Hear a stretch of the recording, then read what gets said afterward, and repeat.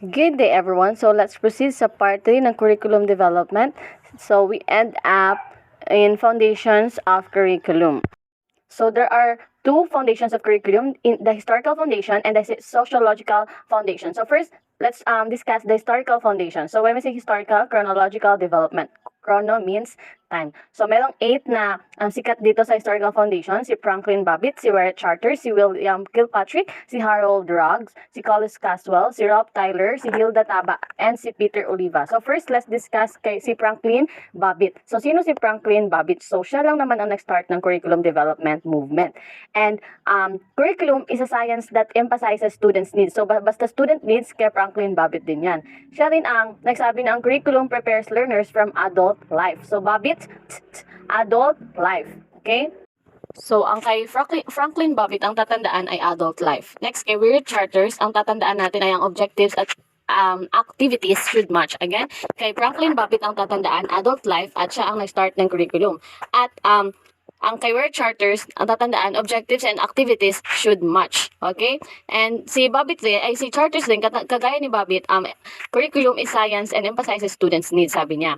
And dapat, objectives and activities should match. Sino nagsabi noon? Si Wyatt Charters. Ano nga ito sabi ni Franklin Babbitt? Dapat ang curriculum nag-prepare sa learners for adult life. Kay Wyatt Charters, dapat ang objectives at saka activities should match. Next, kay William Patrick. Si William Patrick naman, sabi niya, ang curricula are purposeful activities. Pag sinabing purposeful, dapat daw ay goal-oriented, okay?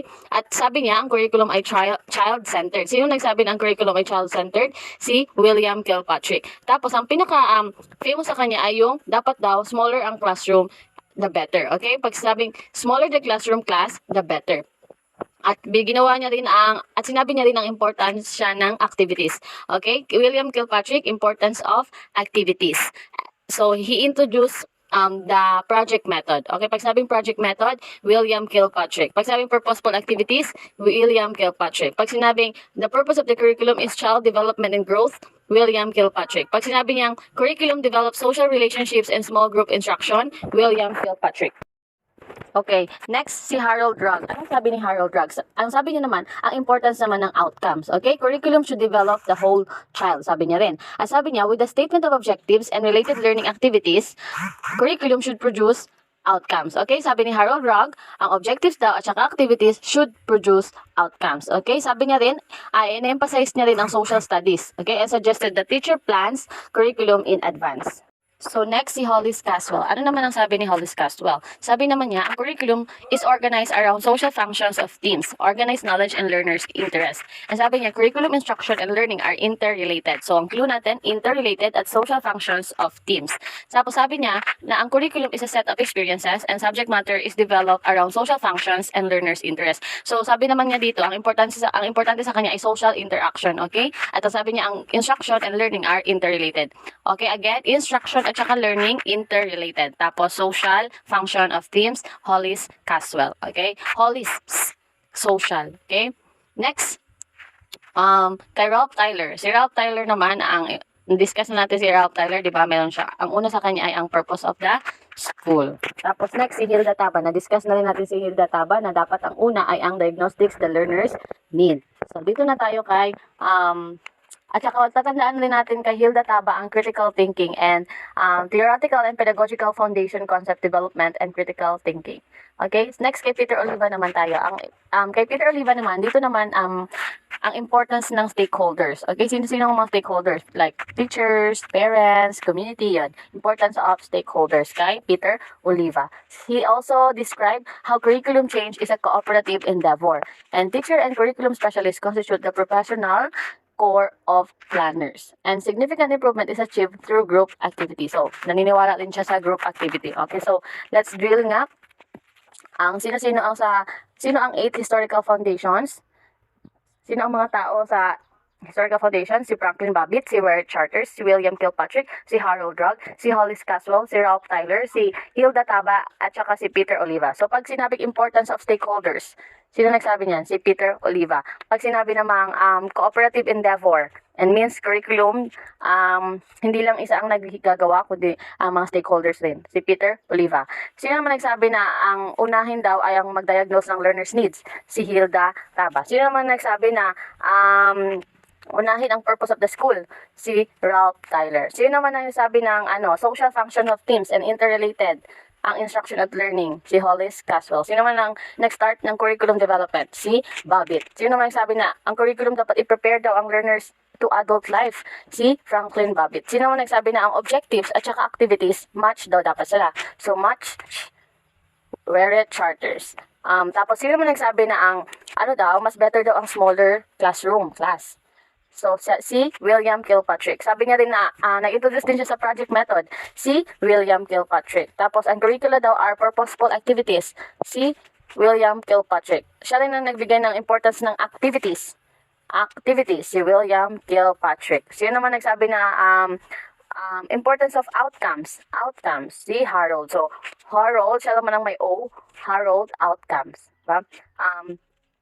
Importance of social studies, si Harold Rugg. And curriculum should develop the whole child. Halos sila lahat, pero ito ay kay Harold Rugg. Next, social functions nga ulit, at saka interrelated, social, Hollis Caswell. Okay, so let's proceed sa sociological foundation. So, sino-sino ang mga bida dito?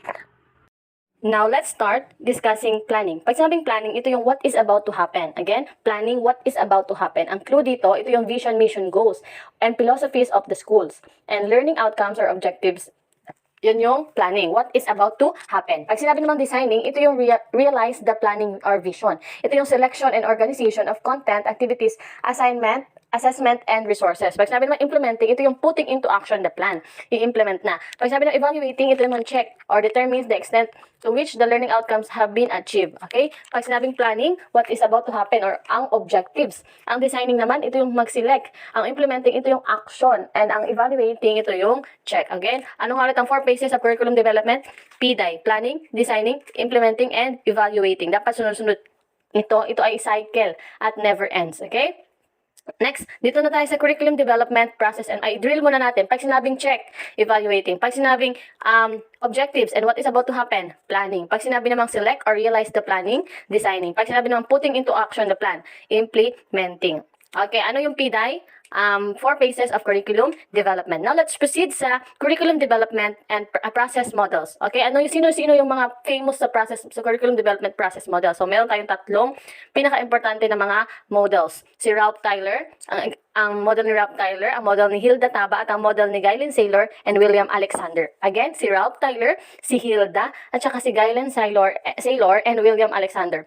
So, si Ralph Tyler, siya ang father of behavioral objectives. Again, father of behavioral objectives, si Ralph Tyler. Siya rin ang grandfather of curriculum design. Again, grandfather of curriculum design, si Ralph Tyler.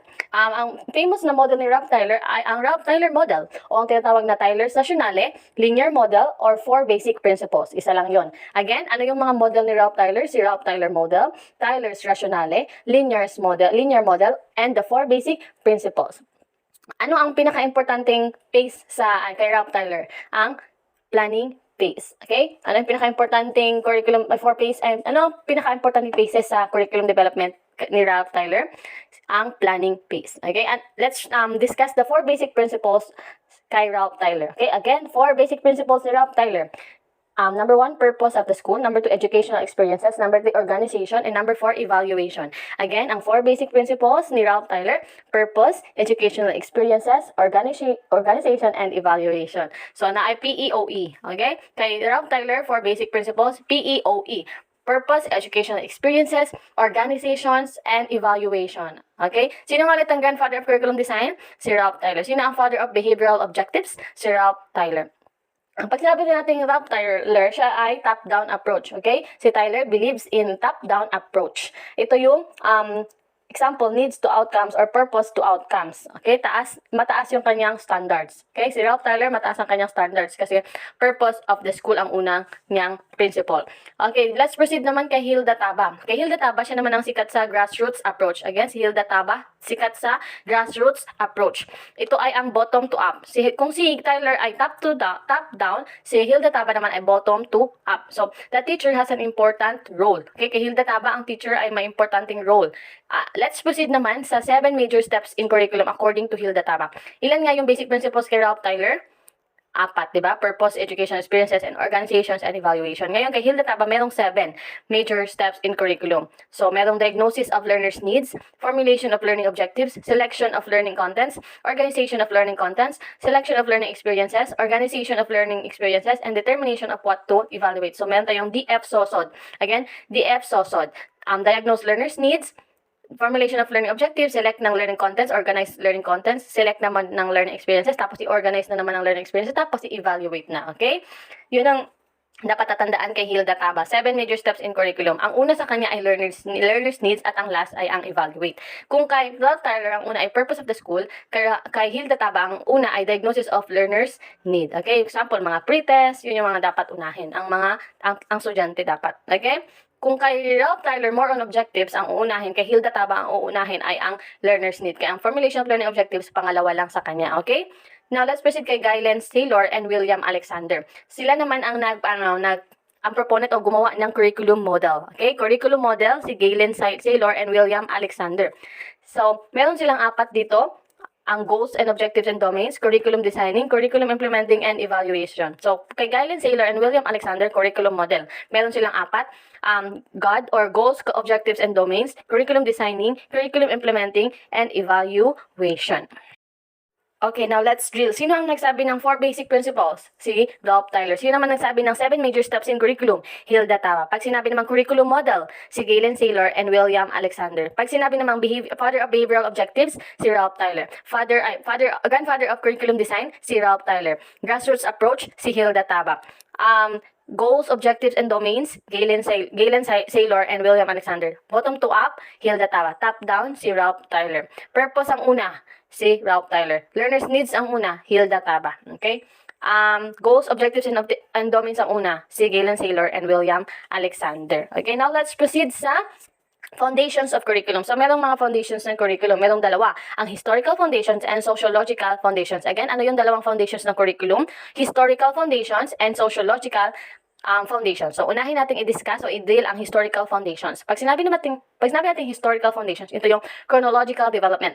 Again, chronological development, historical foundations. Chrono means time, di ba? So, sino ang mga bida sa historical foundations? So, meron tayong 1, 2, 3, 4, 5, 6, 7, 8. So, merong 8 na bidang tao sa historical foundations. Okay? Unahin natin si Franklin Babbitt. I-discuss mo natin ang 8. Si Franklin Babbitt, si Ware Charter, si William Kilpatrick, si Harold Rugg, si Hollis Caswell, si Ralph Tyler, si Hilda Taba, and si Peter Oliva. Again, merong 8 sa historical foundations. Si Franklin Babbitt, Ware Charters, si William Kilpatrick, si Harold Rugg, si Hollis Caswell, si Ralph Tyler, si Hilda Taba, at saka si Peter Oliva. Okay, first si Franklin Babbitt. Ang sikat kay Franklin Babbitt, yun lang muna. So, sa part 3 na lang natin i-discuss yon ang historical foundation para talaga sila, para ma-discuss talaga ng maigi. Ating lang ipahapyaw. Okay? Pagkatapos ng historical, sociological foundations naman. So, sino-sino ang mga bida sa sociological foundation? So, 1, 2, 3, 4, 5. So, merong 5 na bida sa sociological foundation. Si Emil Durkheim, si Alvin Toffler, si Paulo Freire, si John Goodlad, at saka si William Pinar. Again, sa historical foundation, sino nga ulit ang mga bida doon? Si Babbitt, si Charters, si Kilpatrick, si Rugg, si Caswell, si Ralph Tyler, si Hilda Taba, at saka si Peter Oliva. Sa sociological foundation, sino ang bida? Si Emil Durkheim, si Alvin Toffler, si Paulo Freire, si John Goodlad, at saka si William Pinar. Okay, so we will discuss that on part 3. Bye! Please like, share, comment, and subscribe. So, sa sociological foundation, pag sabing sociological, society. Ang curriculum connected sa society and society as a source of change. For example, schools as an agent of change and knowledge as an agent of change. So, schools and knowledge is equals to as an agent of change. So, sino ang mga bida dito? Si Emil Durkheim, si Alvin Toffler, si Paulo Freire, si John Goodlad, at saka si William Pinar. Okay? So, EAP, JW. Okay? EAP, JW. EAP, JW. So, anong sabi ni Emil Durkheim? Sabi niya, school plus society is equals to knowledge. Again, si Emil Durkheim, school plus society is equals to knowledge. Kasi considered 2 fundamental elements. So, ang 2 fundamental elements, ang school at saka civil society. Tapos, next si Alvin Toffler, siya naman nagsulat ng future shock. Okay? Future shock. So, sabi niya daw, na-predict niya na sa future daw, ang school na ay magiging homeschooling na kasi ang mga parents, marami na sila mga resources na makakapagturo sa mga estudyante. So, sino sabi niya? Si Alvin Toffler. Okay? Future. future. Basta may T, Toffler, future shock. Okay? Sabi niya, knowledge plus prepare is equals to future. Ano nga ulit yung formula kay Imelda Durkheim? School plus society is equals to knowledge. Kay Alvin Toffler, knowledge plus prepare is equals to future. Okay? Sino nagsulat ng future shock? Si Alvin Toffler. Ano nga ulit ang two fundamental elements kay Imelda Durkheim? School at saka society. Next, si Paulo Freire. Siya naman, ang clue sa kanya ay dialogue. Okay? Pag sabing dialogue, Paulo Freire. Pag nakakita ng dialogue, Paulo Freire. So, ano ang formula sa kanya? Sabi niya, education is equals to shaping plus person society divide, critical reflection plus conscientization. So, si Paulo Freire, dialogue. Ang clue sa kanya, education as a means of shaping the person and society through critical reflections and conscientization. So, sabi niya rin, teachers use questioning and problem-posing approach to raise students' consciousness. At emphasizes on questioning, problem-posing, and critical thinking. Okay, more on problem-solving si Paulo Freire. Okay? Tapos, si John Goodlad, siya naman ang curriculum organized around needs of society and the students. So, the curriculum organized around needs of society and the students. Tapos, reduce students' conformity in classroom. Tapos, sabi niya rin, constant need for school improvement. So, dapat lagi nag-i-improve. Tapos, emphasis on active learning and critical thinking. At sabi niya, involvement of students in planning, curriculum, content, and instructional activities. So, dapat ang students daw ay kasama sa paggagawa ng mga curriculum o pagpaplano ng curriculum. John Goodlad. Okay, needs of society and the students. Reduce student conformity. Si William Pinar naman, siya naman ang sa multiple disciplines. Okay, ang tatandaan lang kay William Pinar, multiple disciplines. Now, let's drill the sociological foundation.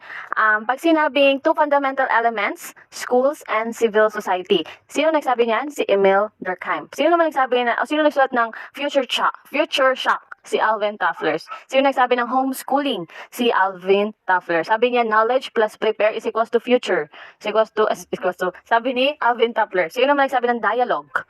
Paulo Freire. At shaping the person and society, Paulo Freire.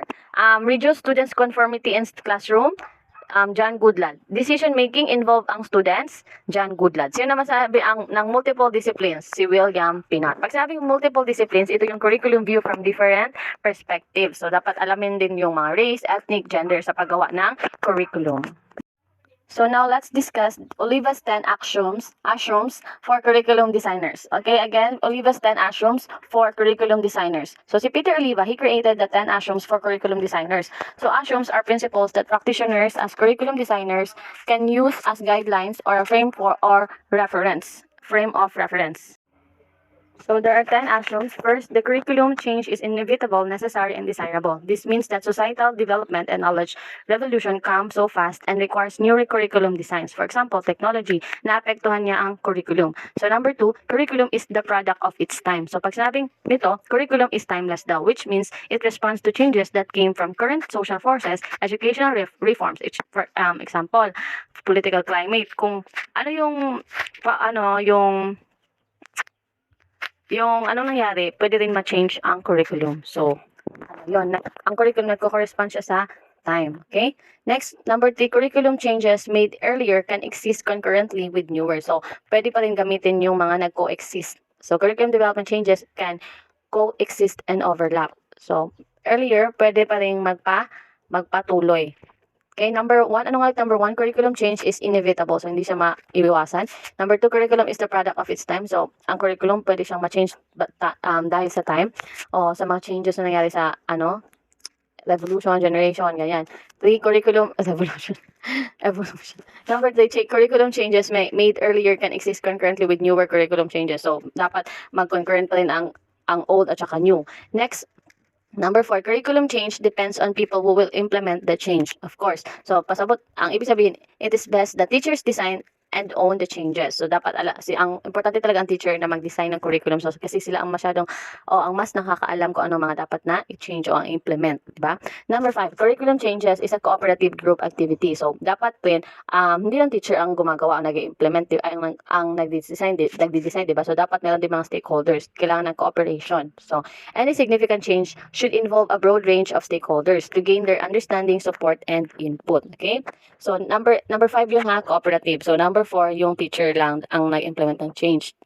So, number 3, earlier can exist. Number 2, product of its time. Number 1, inevitable, no change. Number 6, curriculum development is a decision-making process made from choices of alternatives. So, no instant curriculum. So, dapat hindi maging tamad gumawa ng curriculum, di ba? A curriculum developer or designer must decide what contents to teach and what methods or strategies to use. Dapat maging intelligent talaga sa paggagawa ng curriculum. Next, number 7, curriculum development is an ongoing process, syempre. So, as the needs of the learners change, as society changes, as the new knowledge and technology appear, the curriculum must change. Okay? Kailan i-change ang curriculum? Whenever necessary or needed. Hindi siya annually, hindi yearly, hindi monthly, but whenever necessary or needed. Number 8, curriculum development is more effective if it is a comprehensive process rather than a piecemeal. So, pag sabing piecemeal, pick one by one. So, dapat a curriculum design must be based on careful plan, intended outcomes clearly established. Okay? So, dapat clearly established talaga ang paggagawa ng curriculum development. Hindi yung magkuha lang ng kuha ko anong gusto. Di ba? Number 9, curriculum development is more effective when it follows a systematic process. So, pag sinabing systematic process, nandyan na yung SMART. Okay? SMART. Next, 10. Curriculum development starts from where the curriculum is. So, hindi ka dapat gumawa ng curriculum na magsisimula ka na naman sa umpisa. Dapat, ipagpapatuloy mo lang rin yung existing design na. So, i-continue mo na lang yun o may i-change ka doon. Pero not change the entire curriculum. Okay? Yun yung 10 actions ni Peter Olivia. So, number 1, change is inevitable. Number 2, curriculum is a product of its time. Number 3, earlier can exist. Number 4, depends on people who will implement the change. Number 5, cooperative dapat. Number 6, decision-making process made from choices. Number 7, curriculum development is an ongoing process. Number 8, more effective, it is a comprehensive process rather than a piecemeal. Number 9, systematic process. And number 10, starts from where the curriculum is.